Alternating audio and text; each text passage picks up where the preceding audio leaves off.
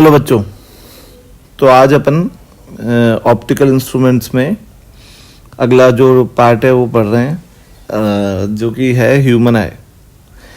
और ह्यूमन आई में जो कुछ वाइटल कंपोनेंट्स हैं उनकी फंक्शनिंग बता रहा हूँ, जो थोड़ा बहुत बायोलॉजी का पार्ट है, पर हम यहाँ पर पढ़ते हैं ताकि हम थोड़ा सा अच्छे से समझ पाएंगे आगे कि आई में फिजिक्स कैसे इन्वॉल्व है।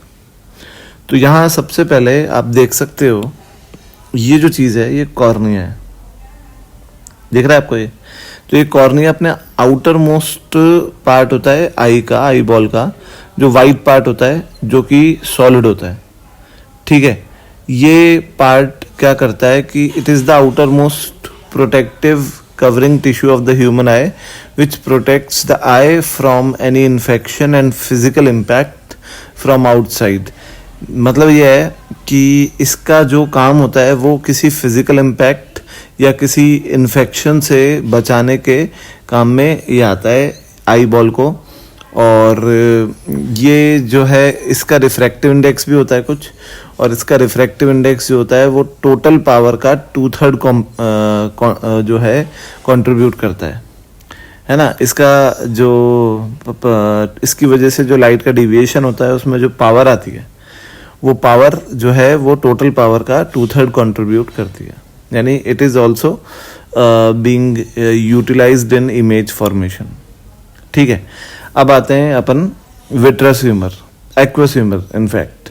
तो एक्वस ह्यूमर जो होता है वो एक ट्रांसपेरेंट फ्लूइड होता है जो कि 99.9% पानी से बना होता है, और 0.1% वो शुगर, विटामिन, प्रोटीन और एमिनो एसिड्स, ग्लूकोज, इनसे बना होता है। इसका काम होता है कि आई को ड्राई नहीं होने देना है, कॉर्निया को इसका नरिश करके रखना है, और इसका काम आई को डस्ट और पॉलन ग्रेन्स से भी बचा के रखना होता है जिससे इचिंग ना हो कॉर्निया पे। और ये एक इंट्रा ऑक्यूलर प्रेशर भी बना के रखता है, यानी जो अंदर का प्रेशर है और जो बाहर का प्रेशर है उसको इक्विवलाइज करने में ये इम्पॉर्टेंट रोल निभाता है। अब आता है आइरिस। आइरिस जो होता है अपने ह्यूमन आई के जो कलर्ड पार्ट होता है ना, जो प्यूपिल के आसपास कलर होता है जिसको हम बोलते हैं ना कि ब्राउन आई जो है किसी की, या ब्लू आई है, तो वो जो कलर होता है वो तो एक पिगमेंट होता है आइरिस, और एक पिगमेंटेड कलर्ड पिगमेंटेड मसल होती है, और ये प्यूपिल के आसपास होती है।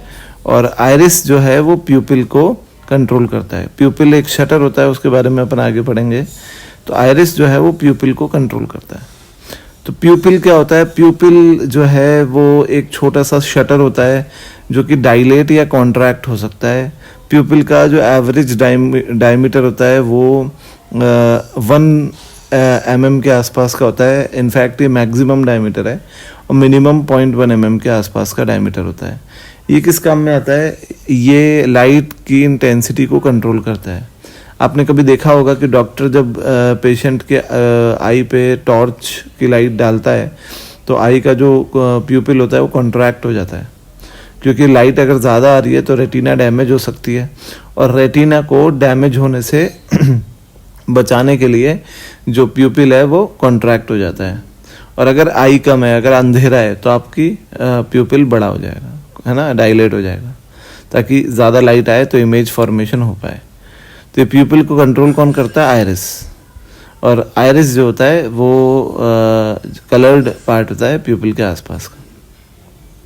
फिर आई लेंस एक बाय कॉन्वेक्स लेंस होता है जो क्रिस्टलाइन जेली टाइप के फ्लूइड से बनता है, और वो जो है अपना शेप एडजस्ट करके इमेज फॉर्मेशन करता है रेटिना पे, ठीक है।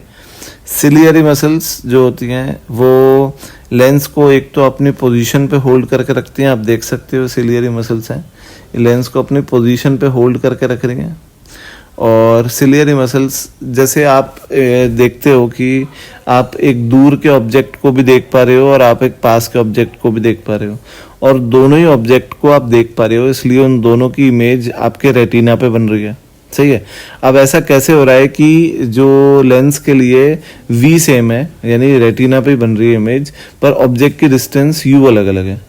तो ऐसा इसलिए हो पा रहा है क्योंकि लेंस जो है अपना एफ एडजस्ट कर रहा है, फोकल लेंथ, और वो अपने शेप को एडजस्ट करके ऐसे करता है।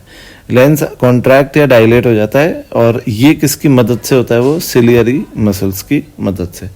तो सिलियरी मसल्स ही लेंस की फोकल लेंथ को एडजस्ट करती हैं, लेंस को एकोमोडेट करवाती हैं, और सिलियरी मसल्स ही लेंस को अपनी पोजीशन में पकड़ के रखती हैं।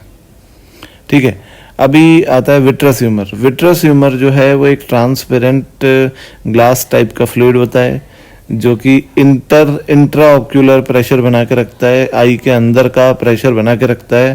और जो है विट्रस ह्यूमर वो एक नॉन कंडक्टिंग मीडियम भी का भी काम करता है, जो रेटिना पे जो इलेक्ट्रिकल पल्सेस होती हैं उससे लेंस को बचाता है।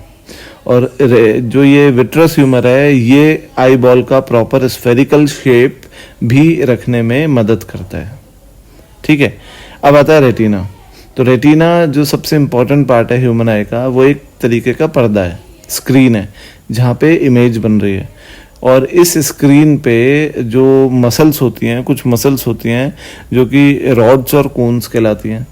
ये मसल्स ऐसी होती हैं कि इस पे जब लाइट गिरती है तो लाइट की इंटेंसिटी के प्रोपोर्शनल रॉड्स जो होती हैं मसल्स वो करंट सिग्नल बनाती है, और कोन्स जो होती है वो लाइट के कलर के प्रोपोर्शनल यानी फ्रीक्वेंसी के प्रोपोर्शनल जो इलेक्ट्रिक पल्सेस हैं वो बनाती हैं। ये इलेक्ट्रिक पल्सेस हमारे दिमाग में जाती हैं, हमारे ब्रेन में जाती है, और वहाँ पर इनका प्रोसेसिंग होता है, और वो प्रोसेसिंग से हम रिकग्नाइज कर पा रहे हैं कि हम किस ऑब्जेक्ट को देखते हैं। ठीक है बच्चों, तो ये ह्यूमन आई की बेसिक एनाटॉमी थी। अब अगले वीडियो में मैं और इंटरेस्टिंग फैक्ट्स ऑप्टिकल इंस्ट्रूमेंट्स के बारे में लाऊंगा। Thank you, bye bye.